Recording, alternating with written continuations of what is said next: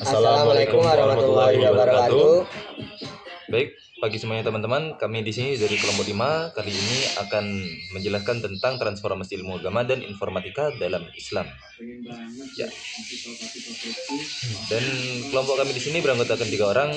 Yang pertama adalah saya sendiri, Zaki Arkan Saif, dengan nomor induk mahasiswa 250605110206. Ya. Perkenalkan, nama saya Sony Ilyas dengan NIM 250605110188. Nah, perkenalkan, nama saya Muhammad Imam Syakib Alfiansa dengan NIM 250605110196. Baik, langsung saja kita beralih kepada presentasinya, mulai dari presenter pertama. Assalamualaikum warahmatullahi wabarakatuh. Kali ini saya menjelaskan tentang transformasi ilmu agama dan informatika dalam peradaban Islam. Pendahuluan. Presenter kami bertujuan untuk menguraikan hubungan antara ilmu wahyu dan ilmu akli dalam peradaban Islam, memaparkan sejarah dan relevansinya di era digital modern. Kedua ilmu ini saling melengkapi dan berperan penting dalam membangun peradaban Islam.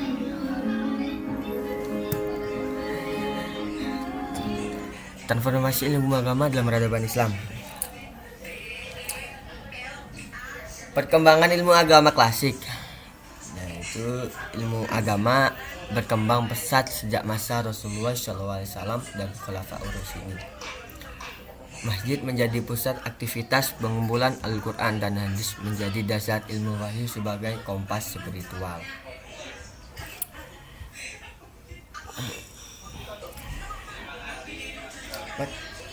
Perkembangan ilmu agama klasik itu banyak macamnya ya guys. Itu dari Hinduisme, Buddha, Jainisme, Teorisme, Konfusianisme, Yahudi, Kristen, dan Islam. Kita membahas Hinduisme. Itu pada awal periode, yaitu periode Veda 1500 sebelum Masehi sampai 500 sebelum Masehi. Kitab suci Veda menjadi dasar ajaran Hinduisme, ritual dan upacara keagamaan berkembang. Pada periode kedua, yaitu periode Upanishad 800 sebelum Masehi. Teks-teks filosofis yang membahas tentang sifat realitas dan hubungan antara individu dan Tuhan. Konsep karma dan reinkarnasi mulai berkembang. Dalam periode ketiga, yaitu periode epik seperti Ramayana dan Mahabharata menjadi bagian penting dari agama Hindu. Ajaran tentang dharma, kewajiban dan bakti pengabdian berkembang. Kita berlanjut pada masa Buddha. Pada awal pertama, yaitu masa Siddhartha Gautama mencapai pencerahan dan mengajarkan dharma dalam menuju kebaikan. Ajaran tentang 4 kebenaran mulia dan 8 jalan mulia. Pada periode kedua, perkembangan Sangha, komunitas biarawan. Pembentukan komunitas biarawan Buddha yang menyebarkan ajaran Buddha, penyebaran Buddha di Asia Selatan Tenggara. Ajaran Jainisme. Masa Jainisme. Periode masa Mahavira mengajarkan tentang ahimsa, non-kekerasan, dan karma, ajaran tentang perlunya pengendalian diri dan meditasi. Periode kedua, perkembangan Tirthankara. Jainisme memiliki 24 Tirthankara yang merupakan guru spiritual yang mencapai kebebasan, ajaran tentang pentingnya etika dan moralitas. Pada masa Taoisme, yaitu periode pertama, masa Lao Tzu, abad ke-6. Lao Tzu mengajarkan tentang Tao, jalan alam, dan keseimbangan, ajaran tentang pentingnya hidup harmonis dengan alam. Periode kedua, perkembangan kitab suci Tao Te Ching berisi ajaran Lao Tzu, ajaran tentang Wu Wei, tidak memaksakan diri, dan kesederhanaan. Kita masuk ke ajaran Kristen. Masa periode pertama, masa Yesus Kristus. Yesus Kristus dianggap Abad ke-1, Yesus Kristus dianggap sebagai Mesias dan Tuhan. Ajaran tentang cinta kasih dan pengampunan. Periode kedua, perkembangan kitab suci. Kitab suci Perjanjian Baru berisi ajaran Yesus dan para pengikutnya, penyebaran Kristen di seluruh dunia.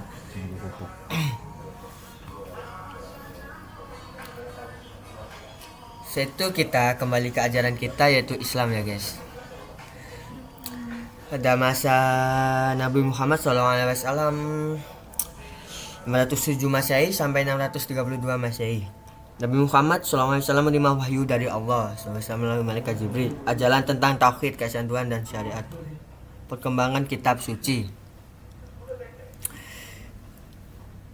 Kitab suci Al-Quran berisi wahyu Allah SAW kepada Nabi Muhammad, penyebaran Islam di seluruh dunia.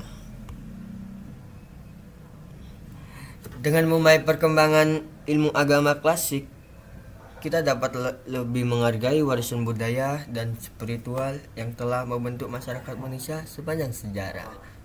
Itu saja, sekian dari saya.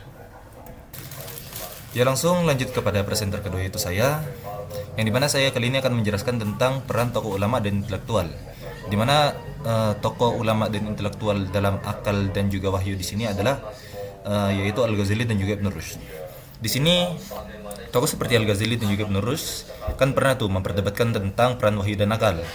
Nah, yang mana perdebatan ini akhirnya membentuk arah pemikiran Islam dan menunjukkan dinamika ilmu agama yang selalu relevan seperti itu. Dan juga nah, salah satu dari kutipan-kutipan yang ada di kitab Al-Ghazali, yaitu kitab yang masyhur adalah kitab Ihya Ulumuddin, yang dimana kitab Imam Al-Ghazali pernah menyebutkan dalam kitabnya bahwa an-naqlu aslun wal aslu an-naqlu aslun wal aqlu far'un walau lal asla maka al far'u walau lal far'a ma fuhimal aslu, yang dimana artinya di sini adalah nakal artinya wahyu adalah asal, sedangkan akal adalah cabang, yang dimana tanpa asal atau wahyu maka tidak akan ada cabang, yang dimana cabang ini merupakan akal, yaitu pikiran kita sendiri seperti itu, dan tanpa cabang maka wahyu tidak akan dapat dipahami seperti ini. Misalnya wahyu yang merupakan asal tanpa adanya cabang, dimana wahyu dan juga akal seperti itu. Jika tidak ada wahyu maka tidak akan ada cabangnya, yang mana cabangnya itu berupa akal. Nah, akal di sini perannya adalah untuk memahami wahyu seperti itu. Nah, jadi keduanya itu saling berkolerasi lah seperti itu. Dan juga kalau dari Ibn Rushd sendiri dalam kitabnya, kitab apa ini namanya, Faslul Maqal fi ma bainal hikmah wa syariah min ittisal, yang dimana dalam kitabnya Ibn Rushd menyebutkan bahwa fa inna na'lamu qat'an anna syari'ata haqqun wa annaha da'at ila an-nadr al-muaddi ila ma'rifatil haqqi wa anna an-nadr al-muaddiya ila al-haqqi la yadaddu asy-syar'a fa innal haqqa la yaduddu asy-syar'a bal yuwafiquhu wa yushahidu lahu. Yang artinya teman-teman, sesungguhnya kita mengetahui secara pasti bahwa syariat atau wahyu adalah kebenaran, dan ia menyerukan kepada perenungan yang berupa nazar, yang mengantarkan kepada pengetahuan yang mengantarkan kepada pengetahuan tentang kebenaran. Dan perenungan itu yang berupa akal yang menghantarkan kepada kebenaran itu tidak akan bertentangan dengan syariat seperti itu. Dan sesungguhnya kebenaran tidak mungkin bertentangan dengan kebenaran yang lain, melainkan akan saling mendukung dan akan saling menguatkan satu sama lain. Nah, di sini Ibn Rushd mengokohkan pendapat Al-Ghazali tadi, di mana akal dan juga wahyu itu bukan bertentangan, tapi mereka itu saling memiliki keterkaitan satu sama lain seperti itu, teman-teman. Nah, dampaknya apa terhadap masyarakat sendiri? Ilmu agama itu membentuk moralitas masyarakat dan juga tatanan sosial yang ada dalam masyarakat tersebut. Ia membantu perilaku dan juga etika masyarakat seperti itu, meningkatkan kualitas spiritual dan menguatkan solidaritas komunitas melalui penerapan ajaran dan hukum syariah yang meliputi aspek ibadah, ekonomi, dan juga sosial. Dan tentunya hal tersebut dicapai dengan adanya akal mereka yang mendukung seperti itu. Oke, lanjut kepada informatika Islam. Nah, dalam informatika Islam sendiri ada satu tokoh yang masyhur lah di kalangan ulama-ulama Arab seperti itu, yaitu adalah Al-Khwarizmi. Ya, penemu aljabar dan algoritma, seperti itu. Yang dimana seperti kita ketahui bersama bahwa algoritma dan juga aljabar temuan Al-Khwarizmi ini menjadi dasar dari semua aspek informatika yang ada pada saat ini. Nah, Al-Khwarizmi pernah menyebutkan dalam kitabnya Al-Jabar wal Muqabalah bahwa al-hisabu ilmun syarifun nafi'un fil ma'ashi wal ma'adi muhtajun ilaihi fi jamil ulum minal fiqhi wal faraidi wal wasaya wa fil muamalati wal qasamati wa fit tibbi wal handasati wal falaki. Yang dimana artinya adalah ilmu hisab atau matematika adalah ilmu yang mulia. Kenapa mulia? Bermanfaat bagi kehidupan dunia dan akhirat. Diperlukan dalam semua bidang ilmu, dalam fikih, faraid, wasiat, dan muamalah, dan juga pembagian. Juga terlebih lagi dalam kedokteran, geometri, dan juga astronomi. Nah, atas dasar inilah aljabar dan algoritma itu menjadi anggaplah pondasi utama bagi semua jenis teknologi-teknologi yang ada pada saat ini, seperti itu teman-teman. Nah, yang dimana semua ini pastilah tidak jauh-jauh dari keinginan manusia, seperti itu teman-teman.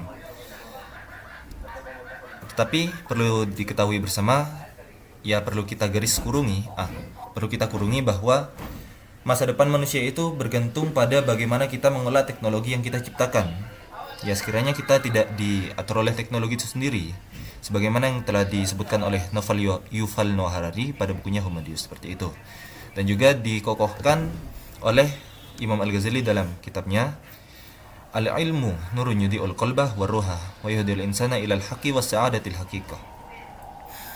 Ya intinya lah seperti ini. Dengan adanya ilmu itu, ilmu kan merupakan cahaya yang menerangi hati dan juga membimbing manusia menuju kebenaran dan juga kebahagiaan hakiki. Jadi di samping ilmu apa itu namanya? Matematika dibilang ilmu apa ya? Selain ilmu pasti. Googling. Ini bisa dikatakan orang.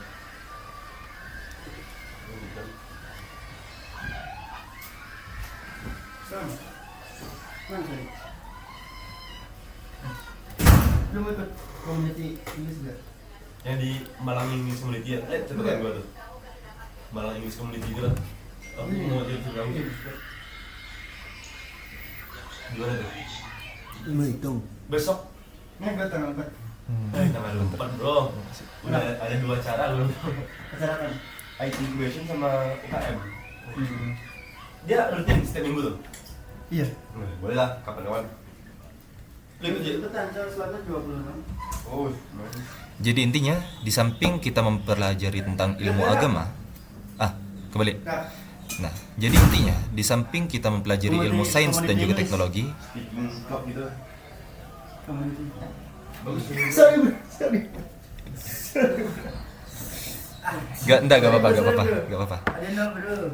Udah pernah ada IG aja. Jadi intinya di samping di samping kita mempelajari sains dan teknologi sebagai ilmu yang relevan dengan zaman kita sekarang. Nah, ada kalanya wajib bagi kita untuk mempelajari ilmu agama. Karena kenapa? Sains dan teknologi tanpa integrasi agama akan menjadi sains dan teknologi yang tanpa etika, seperti itu teman-teman. Jadi sekian dari saya, lanjut kepada presenter ketiga. Oke, poin selanjutnya adalah pengaruh informatika terhadap pendidikan dan dakwah. Teknologi memperkuat pendidikan dan dakwah dengan menghadirkan akses yang lebih luas, metode pembelajaran yang lebih efektif, dan komunikasi yang lebih relevan. Di ranah pendidikan, platform digital menyediakan materi 24 jam per 7, pengalaman belajar yang dapat dipersonalisasi, serta peluang pengembangan profesional bagi tenaga belajar. Dalam dakwah, audiovisual dan kanal daring memperluas jangkauan pesan, memudahkan interaksi dua arah, dan memungkinkan penyampaian materi yang konsisten dan kontekstual bagi generasi muda. Secara keseluruhan, integrasi teknologi mendorong skala kualitas dan keberlanjutan kegiatan pembelajaran dan dakwah ketika digunakan dengan niat yang baik dan desain yang matang. Selanjutnya, pengembangan teknologi digital berbasis nilai Islam. Berbagai aplikasi Islami membantu ibadah sehari-hari seperti Al-Quran digital, pengingat sholat, donasi zakat online, dan asisten AI Islami yang menyederhanakan praktik keagamaan secara etis dan inovatif. Berbagai aplikasi Islami membantu ibadah sehari-hari seperti Model. Ya tadi. ini sudah seri.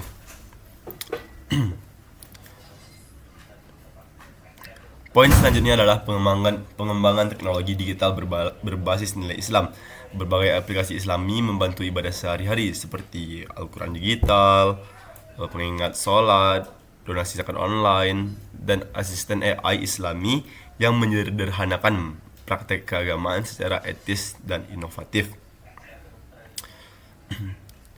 Sekarang banyak aplikasi-aplikasi yang dapat membantu kita sebagai umat Islam dalam beragama, seperti yang mungkin ada di HP teman-teman sekalian. Kayak kita mungkin gunain Al-Quran online kan, jadi nggak perlu susah-susah nenteng Al-Quran lagi kemana-mana, dan bisa diakses kapan saja.